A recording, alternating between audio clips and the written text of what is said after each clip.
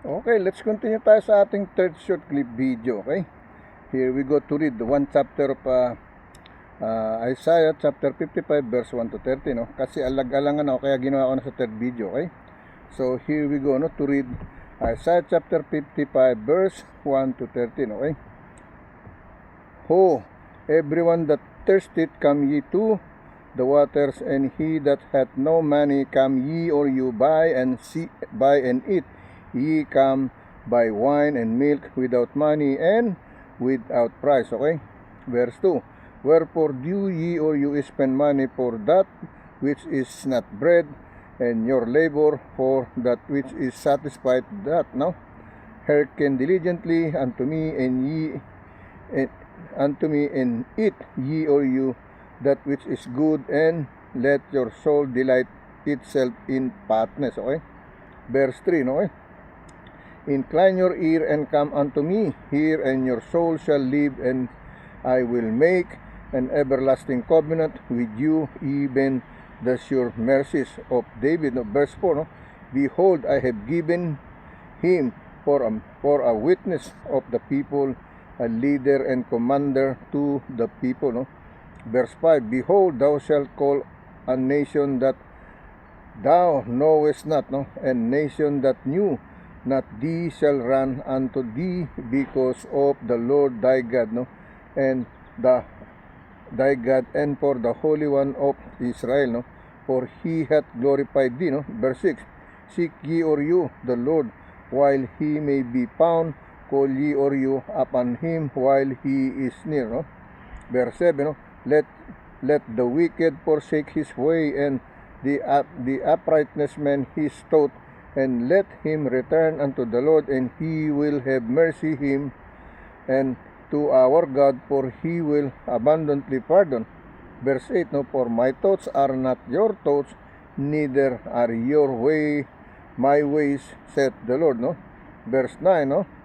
For as the heavens are higher than the earth, so are my ways higher than your ways, and my thoughts than your thoughts. Okay, verse 10, no? For as the rain cometh down, and the snow from heaven, and returneth not thither, but watereth the earth, and maketh it bring forth, and bud, that it may give seed to the sower, and bread to the eater. Okay? Verse 11, so shall my word be that goeth forth out of my mouth, it shall not return unto me void, no? But it shall accomplish that which is I please, and it shall prosper in the thing whereunto I sent it. Okay? Verse 12, no? For ye or you shall go out with joy, be led for with peace, thy mountains and the hills of shall break forth before you unto singing, and the trees of the fields shall clap their hands. Okay? Verse 13, instead of the thorn shall come up the fir tree, no? And instead of the there shall come up the myrtle tree, and it shall be to the Lord for a name, for an everlasting sign that shall not be cut off. Okay, yan ang sinasabi, no? Basahin natin sa Tagalog version, no? Tagalog version, no? Isaiah 55, versikulo 1 hanggang 13, okay? Sa Spanish, no? Isaiah kapitulo 55, versikulo 1 hanggang 13, okay? Here is in Tagalog version, no? O lahat ng nangauuhaw, magsiparito kayo sa tubig, no? At siyang walang salapi, magsiparito kayo magsibili at magsikain. Oo, kayo magsiparito, kayo magsibili ng alak at gatas ng walang salapi at walang bayad. Okay? So, libre, ibig sabihin, okay? Versikulo 2, ano't kayo'y nangagugugol ng salapi sa hindi pagkain, at ng inyong gawa sa hindi nakabubusog, no? Inyong pakinggan ako, at magsikain kayo ng mabuti, at mga lugod kayo sa katabaan. Okay? Ito ang sinasabi niyang pagkain, no? Makalugod sa katabaan, no? Magsilugod kayo sa katabaan. Magsikain kayo ng mabuti at mga lugod kayo sa katabaan. Versikulo 3, inyong ikiling ang inyong tenga at magsiparito kayo sa akin. Kayo'y magsipakinig at ang inyong kaluluwa ay mabubuhay at ako'y makikipagtipan sa inyo ng walang hanggan sa makatuwid bagay ng tunay na mga kaawaan ni David. Okay? Versikulo 4, narito'y binigay ko siya na pinakasaksi sa mga bayan, na patnubay at tagapag-utos sa mga bayan. Versikulo 5, narito ikaw ay tatawag sa bansa ng hindi mo nakikilala, at bansa na hindi ka nakikilala ay tatakbo sa iyo dahil sa Panginoon mong Diyos at dahil sa banal ng Israel, sapagkat kaniyang niluwalhati ka. Versikulo 6, inyong hanapin ang Panginoon samantalang siya'y masusumpungan, magsitawag kayo sa kaniya samantalang siya'y malapit. Versikulo 7, lisanin ng masama ang kaniyang lakad at ng liko ang kaniyang mga pag-iisip, at manumbalik siya sa Panginoon at kawaan niya siya at sa aming Diyos, sapagkat siya'y magpapatawad ng sagana. Versikulo 8, sapagkat ang aking mga pag-iisip ay hindi ninyo mga pag-iisip, o ang inyong mga lakad ay aking mga lakad, sabi ng Panginoon. Versikulo 9, sapagkat kung paanong ang langit ay lalong mataas kaysa lupa, gayon ang aking mga lakad ay lalong mataas kaysa inyong mga lakad, at ang aking pag-iisip kaysa inyong mga pag-iisip. Versikulo 10, sapagkat kung paano ang ulan ay lumalagapak at ang niebe ay mula sa langit at hindi bumabalik doon, kung hindi dinidilig ang lupa, at pinasisibulan at pinatutubuan ng halaman at nagbibigay ng binhi sa maghahasik at pagkain sa mga ngayon. Versikulo 11, magiging gayon ang aking salita na lumalabas sa bibig ko, hindi babalik sa akin ng walang bunga, kung hindi gaganap ng kinalulugdan ko at giginhawa sa bagay na aking pinagsuguan. Okay? Hindi maaring hindi makakarating to kahit kanino, kahit pa ako'y magaling o hindi ako magaling, kahit ako'y hindi nag-aral nito, ang salita ng Diyos makararating. Okay?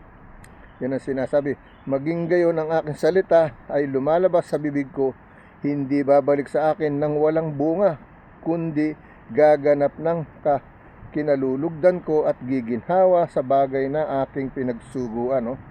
Versikulo 12, sapagkat kayo'y nagsisilabas na may kagalakan at papatnubayang may kapayapaan, ang mga bundok at ang mga burol ay magsisibulas ng pag-awit sa harap ninyo, at ipapakpak ng lahat ng punong kahoy na parang ang kanilang mga kamay. Versikulo 23, kahalili ng tinik ay tutubo ang puno ng abito, at kahalili ng dawag ay tutubo ang arayan, at sa Panginoon ay magiging pinakapangalan, pinakawalang hanggang tanda na hindi mapaparam. Okay? Yan ang sinasabi na sa chapter 55 verse 1 to 30. Now let's go to Matthew. Matthew chapter 10 verse 16 to 20. Okay? Matthew chapter 10 verse 16 to 20. Okay? Here is the message. Behold, I send you forth as a sheep in the midst of wolves. Be ye or you therefore wise as serpent and harmless as doves. Okay? Verse 17. But beware of men, for they will deliver you up to the council, and they will scourge you in their synagogues. Okay? Synagogues, Verse 18, and ye or you shall be brought before governors, and kings for my sake, for testimony against them and the Gentiles. Okay? Verse 19, okay? But when they deliver you up, take no thought how or what ye or you shall speak, for it shall be given you in the same hour what ye or you shall speak. What ye or you shall speak. Verse 20, for it is not ye or you that speak, but the Spirit of our Father which speaketh in you. Okay? Yan ang sinasabi. Okay? Hindi ako nagsasalita na ako lang. Kung hindi ang Ama nagsasalita, ang Anak nagsasalita para sa atin lahat. Yun ang ibig sabihin salita ng Diyos kasi ito. Okay? So basahin natin sa Tagalog version. Mateo 10, versikulo 16 hanggang 20. 16 hanggang 20. Okay? Narito, sinusugo kayong gaya ng mga tupa sa gitna ng mga lobo. Magpakatalino nga kayong gaya ng mga ahas. Magpakatalino nga kayong gaya ng mga ahas at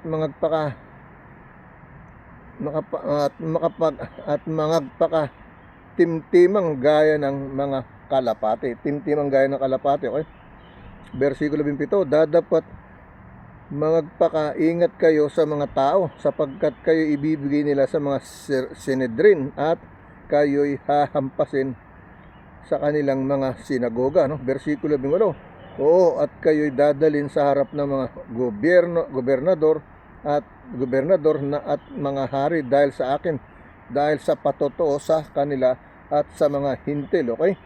Versikulo 29, dadapat pagka kayo ibinigay nila, huwag ninyong ikabalisa kung paano o kung ano ang inyong sasabihin, sapagkat sa oras na yaon ay ipagkakalob sa inyo ang inyong sasabihin. Okay? Versikulo 20, sapagkat hindi kayo ang magsasalita kundi ang Espiritu ng inyong Ama at sa inyo'y magsasalita. Versikulo 20,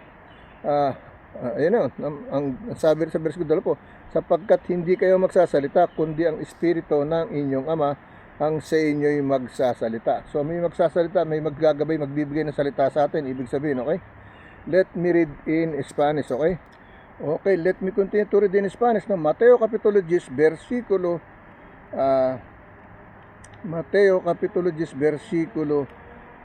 16 hanggang 20.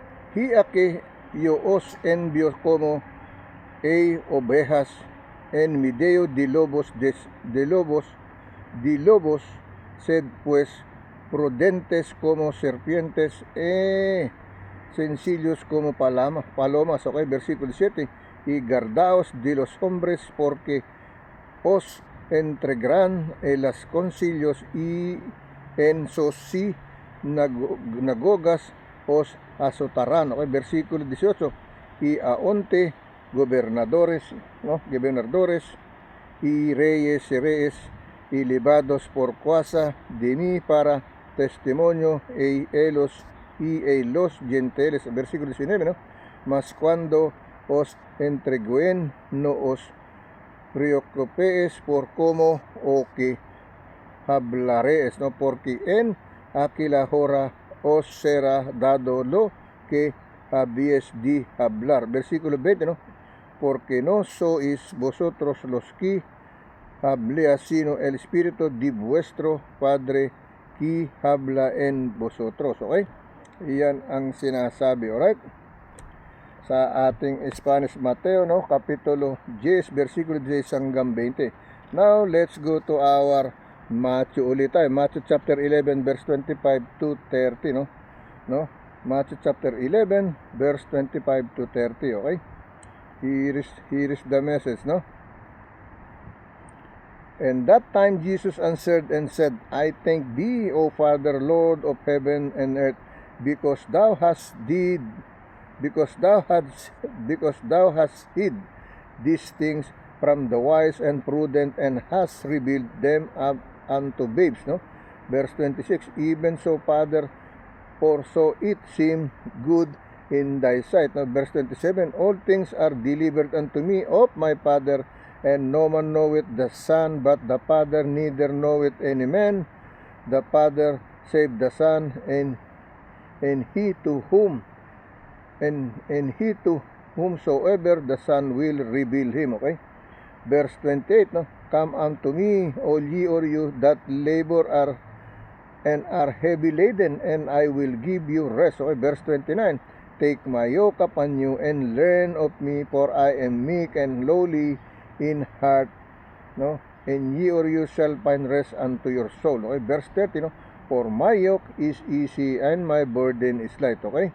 Yan ang sinasabi, okay? Dito tayo sa ating Tagalog version, okay? Tagalog version. Mateo 11, versikulo, o Mateo 11, versikulo 25 hanggang 30, no? Mateo pa na 11 versikulo 25 hanggang 30. Alright?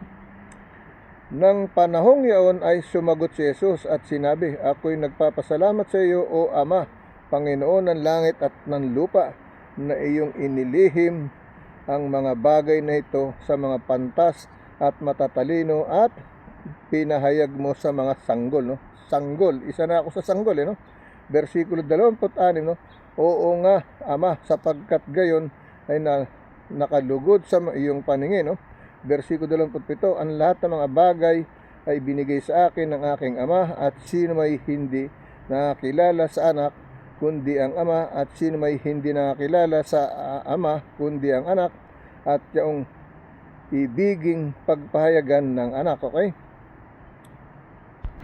O, continuous tayo na Mateo Kapitulo 12 versikulo 28, no? Magsipa rito sa akin kayong lahat na nangagpapagal at nangabibigatang luba, at kayo'y aking pagpapahingahin. Okay? Excuse me, no? Versikulo 29, pasanin ninyo ang aking pamatok at mangaral kayo sa akin, no? At mag-aral kayo sa akin, okay? Sapagkat ako'y maamo at mapagpakumbabang puso, at masusumpungan ninyo ang kapahingahan ng inyong mga kaluluwa, no? Ang sabi sa versikulo 29, okay? Pasanin ninyo ang aking pamatok at mangaral kayo sa akin, sapagkat ako'y maamo at mapagpakumbabang puso, at masusumpungan ninyo ang kapahingahan ng inyong mga kaluluwa. Versikulo 30, sapagkat malambot ang aking pamatok at magaan ang aking pasan. Okay? Sa versikulo 30, no? Mateo Kapitulo 11 versikulo, no? Nabanggit ko yata kana 12. Mateo Kapitulo 11 versikulo 25 hanggang 30 sa Spanish. Okay? Sa Tagalog, Mateo pa na 11 versikulo 25 hanggang 30. Okay? Versikulo 11, pahina 11 versikulo 25 hanggang 20. Okay? Dito tayo sa Spanish. Okay? Okay, let me continue in Spanish, no? Mateo Kapitulo 11 versikulo 25 hanggang 30. Okay? En aquel tiempo respondiendo, no? Respondiendo Jesús dijo, di alabó Padre, Señor del cielo y de la tierra, porque escondeste estas, ¿no?, cosas de los sabios y de los entendidos, y las revelaste a los niños. ¿No? Versículo 26, ¿no? Sí, Padre, porque así te agrado, ¿no? Versículo 27, ¿no? Todas las cosas me fueron entregadas por mi Padre, y nadie conoce al Hijo sino al Padre, ni al Padre conoce alguno sino el Hijo, y aquel a quien el Hijo lo quiera revelar. ¿Okay? Versículo 28, ¿no? Venid a mí todos los que estáis trabajados y cargados, yo os haré descansar, ¿no? Versículo 29, ¿no? Levad mi yugo sobre vosotros, y aprended de mí, que soy manso y humilde de corazón, y hallaréis descanso para vuestras almas. Okay? Versículo 30, porque mi yugo es fácil y ligera mi carga, ¿no? Ligera mi carga, ang sinasabi, no? Porque mi yugo es fácil y ligera mi carga, no? Sa ating Mateo Kapitulo 11 versikulo 25 hanggang 30. Okay? Now let's go to the other scripture chapter sa ating 1 Corinthians chapter 1 verse 19 to 23, no? 1 Corinthians chapter 1 verse 19 to 23. Okay? Here is the message, no? For it is written, I will destroy the wisdom of the wise, no? And will bring to nothing the understanding of the prudent, no? Verse 20, where is the wise, where is the scribe, where is the disputer of this world, no? Hath not God made foolish and wisdom of this world? Okay? Yan ang sinasabi, no? sa ating verse 21, no? For after that in the wisdom of God, no, the world by wisdom knew not God. It pleased God by the foolishness of preaching to save them that believe, no? Verse 22, no? For the Jews require the sign and the Greek seek after wisdom, no? Verse 23, last verse, no? But we preach Christ crucified unto the Jews and stumbling block, and unto the Greeks foolishness. Okay, yan ang sinasabi, okay? So basahin natin sa Tagalog version, no? 1 Corinthians, no? 1 Corinthians pa na sa bersikulo 11 hanggang 23, okay? 1 Corinto pa na isa bersikulo 11 hanggang 23. Sapagkat nasusulat, no? Iwawalat ko ang karunungan ng marurunong at isasawala ko ang kabaitan ng mababait, no? Versikulo 20. Saan naroon ang marunong? Saan naroon ang iskriba? Saan naroon ang mga matuwid, no? Saan naroon ang mga mapagmatuwid sa sanglibutang ito? Hindi baga ginawa ng Diyos na kamangmangan ang karunungan sa sanglibutan? Okay? Versikulo 21, sapagkat yamang sa karunungan ng Diyos ay hindi nakikilala ang sanlibutan. Ang Diyos sa pamamagitan ng kanyang karunungan ay kinalugdan ng Diyos na iligtas ang mga nagsisampalataya sa pamamagitan ng kamangmangan ng pag-aaral, no? Kamangmangan pa, yung mga nahihirapan, no? Ibig sabihin, no? Nagsisampalataya sa pamamagitan ng kamangmangan ng pangangaral, okay? Versikulo 22, ang mga Hudyo ay nagsihingi ng mga tanda at mga Grego ay nagsisihanap ng karunungan, no? Versikulo 23, dadapat ang aming ipinangangaral ay ang Kristo na napako sa krus, na sa mga Hudyo ay katisuran, sa mga Hintil at kamangmangan, okay? Ang sabi rito, no? Verse 23, dadapat ang aming ipinangangaral ay ang Kristo na napako sa krus, na sa mga Hudyo ay katisuran, sa mga Hintil at kamangmangan, okay? But we preach Christ crucified unto the Jews, no? The stumbling block, no? The stumbling block, and unto the Greeks foolishness, okay? Kamangmangan, okay? Let me read that in Spanish, okay? Okay, let me read in Spanish to 1 Corintios Kapitulo 1, versikulo 19 hanggang 23, okay? Alright, here is the 1 Corintios Kapitulo 1, versikulo 19 hanggang 23, okay? Pues está escrito, destruire, no? La sabiduría de los sabios y desechare el entendimiento de los entendidos, okay? Versículo 20, donde está el sabio, donde está el escriba, donde está el disputador de este siglo, no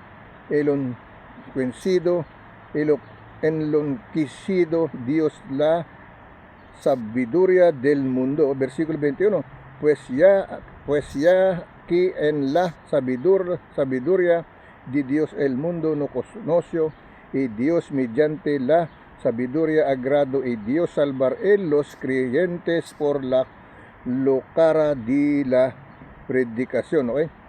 Versículo 22, okay?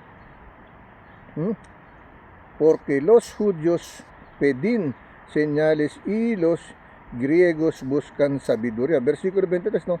Pero nosotros predicamos a Cristo crucificado, para los judíos, no, ciertamente tropezandero, y para los gentiles locura. Okay, yan ang sinasabi ng versikulo 23, okay? Now let's go to the last one that we have, the last one, okay? Sa ating Ephesians chapter 2 verse 4 to 8. Yan po'y kahapon pa sana yan, pero napawaglit yan, napaipod sa loob, so hindi natin na isama kahapon, okay? But it's okay, there is another day. That's why there is no perfect, no? Lahat nagkakaroon ng dahilan kung bakit hindi nababasa, bakit kailangang mabasa kung hindi naman kailangang basahin, okay? Si Lord ang nagbibigay sa atin ng kung ano ang ating babasahin, hindi kung ano lang ang gusto kong basahin. Kung hindi, itinutulak niya mata ko, bibig ko, etong basahin mo, okay? Para sa akin, yun po yan, no? Kaya sinasabi nga, if you have with God, you are not your own, you are with God na, okay? Yan ang ibig sabihin nun, okay? Si Diyos ang ating pinangunguna, pinamamahala sa lahat ng lakad ko, oh? Hindi lakad ko, okay? So dito tayo sa Ephesians chapter 2 verse 4 to 8. Okay, here's the message, no? But God, who is rich in mercy, no, for His great love wherewith He loved us. Okay, ang sabi ng verse 4 sa Ephesians chapter 2, no, verse 4 to 8, no, but God, who is rich in mercy for His great love wherewith He loves us. No, verse 5, even when we were dead in sin, hath quickened us together with Christ, by grace, no, ye or you are saved. Okay, verse 6, and hath raised, no, up together and made us sit together in heavenly place in Christ Jesus. Verse 7, no, in the ages to come, He might show the exceeding riches of His grace in His kindness toward us through Christ Jesus. No, verse 8, okay? For by grace are ye or you saved through faith, and that not of yourself, it is the gift of God, no? Hindi sa akin sarili, kundi kaloob ng Diyos, bigay, regalo sa atin, okay? Sa Tagalog ba, sa mga taga-Epeso pahina 2, versikulo 4 hanggang 8, okay? Mga taga-Epeso pahina 2, versikulo 4 hanggang 8, okay? Sana nakakasunod kayo sa akin, no? Napapinakakain ko ang aking sarili sa araw-araw. Sana napapakain ko din kayo ng aking pagkain, ipinakakain sa aking kaluluwa, sa aking katawang loob at labas, no? Na templo ng Panginoon, simbahan ng Panginoon, bodega ng kanyang mga dalisay at wagas na salita, no? Mga mahalagang talinhagang salita, okay? Dito tayo sa ating mga taga-Epeso pahina 2, versikulo 4 hanggang 8, no? Ngunit ang Diyos palibasay mayaman sa awa dahil sa kaniyang malaking pag-ibig sa kaniyang iniibig sa atin, okay? Versikulo 5, bagamat tayo mga patay dahil sa ating mga kasalanan, tayo'y buhay, nakalakip ni Kristo sa pamamagitan ng biyaya, kayo'y nangaligtas. So, versikulo 6, no? At tayo'y ibinangong kalakip niya at pinaupong kasama niya sa sangkalangitan kay Kristo Jesus. Okay? Versikulo 7, upang sa mga panahong darating ay mahayag niya ang dakilang kayamanan, ang kaniyang biyaya sa kagandahan loob sa atin kay Kristo Jesus. Versikulo 8, sapagkat sa biyaya kayo nangaligtas sa pamamagitan ng pananampalataya, at ito'y hindi sa inyong sarili, ito'y kaloob ng Diyos, no? It's not from ourselves, no? It's a gift from God, okay? It's not from ourselves, no? It said, no? For by grace are ye or you saved through faith, no? And that not of yourself, it is the gift of God. Okay, yan maliwanag sa English, no? Dito sa Tagalog, sabi, sapagkat sa biyaya tayo nangaligtas sa pamamagitan ng pananampalataya, at ito'y hindi sa inyong sarili, hindi sa ating sarili, ito'y kaloob ng Diyos sa atin, okay? Ibig sabihin, now let me read in Spanish, okay? Okay, let's continue to read in Spanish, no? Efesios kapitulo 2, versikulo 4 hanggang 8, okay? Efesios kapitulo 2, versikulo 4 hanggang 8. Por Dios que os rico en misericordia, por su gran amor con que nos amó, ¿no? Versículo 5, aun estando nosotros muertos en pecados, nos dio vida juntamente con Cristo, por gracia sois salvos. Versículo 6, ¿no? Y juntamente con él los resucitó, y sí mismo nos hizo sentar en los lugares celestiales con Cristo Jesús. Versículo 7, ¿no? Para mostrar en los siglos venideros las abundantes riquezas de su gracia en su bondad para con nosotros en Cristo Jesús, ¿okay? Versículo 8, ¿no? Porque por gracia sois salvos por medio de la fe, y esto no de vosotros, pues es don de Dios, ¿okay? Yan ang sinasabi ng ating Spanish, no? Okay?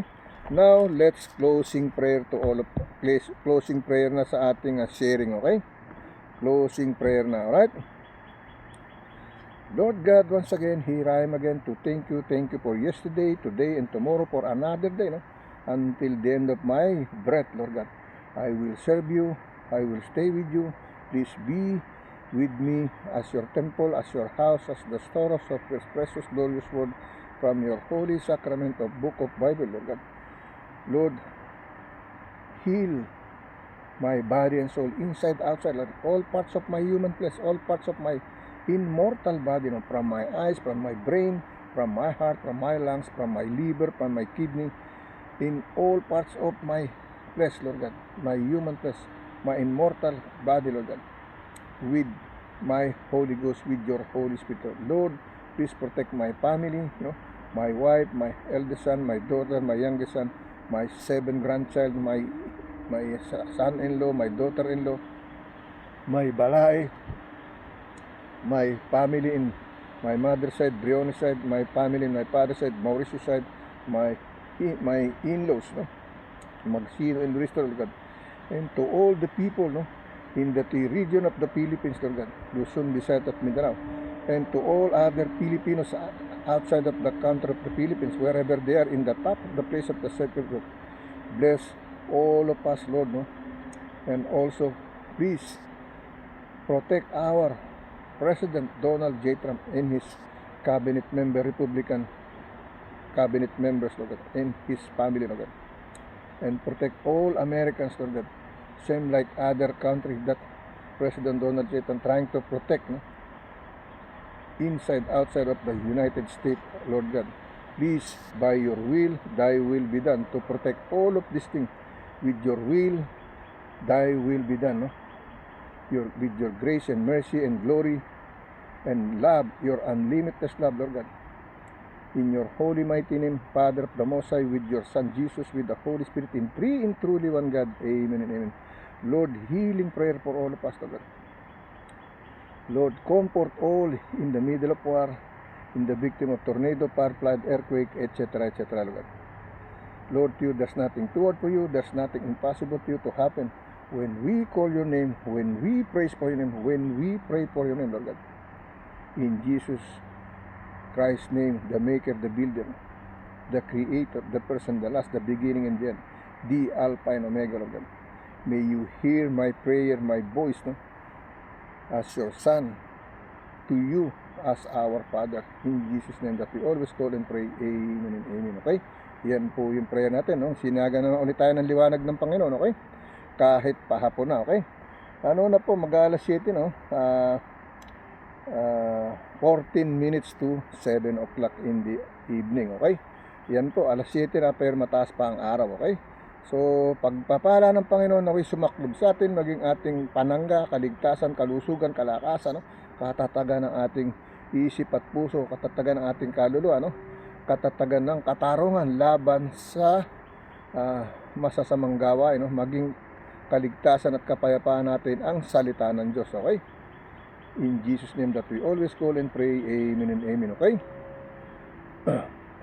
Prayer for my country. Lord, please hear my prayer for my country. Lord, gabayan mo po ang mga inaapi, na totoong gustong maimbestigahan ng tamang katuwiran, malaman ng buong bayan, alisan mo po ng kapangyarihan ang gumagawa ng masama sa pamumuno ng masama sa aming bansang Pilipinas, Lord, italaga mo ang iyong naisin at naisin ng mga tao na siyang ipalit o maupo, para maibalik ang dignidad at ang karangalan ng aming bansa, at mawala ang korupsyon, pagnanakaw sa kaban ng bayan ng aming bansang Pilipinas. Sa ngalan mo, amang katastasan, at sa iyong anak na si Jesus, at sa isang Espiritu, naway dinggin mo ang aking dalangin para sa aking bansa, Pilipinas, kaligtasan, kalusugan, kapayapaan na igawad mo sa aming mga Pilipino, mamamayang Pilipino sa aming buong bansang Pilipinas, Luzon, Visayas at Mindanao. Lord, to you there's nothing too hard for you. Lord, to you there's nothing too hard to happen for you, Lord God. everything that we ask for, it will be done by your will, thy will be done. In your holy mighty name, Jesus, amen and amen. Okay? God bless you po. Ingat po. See you tomorrow.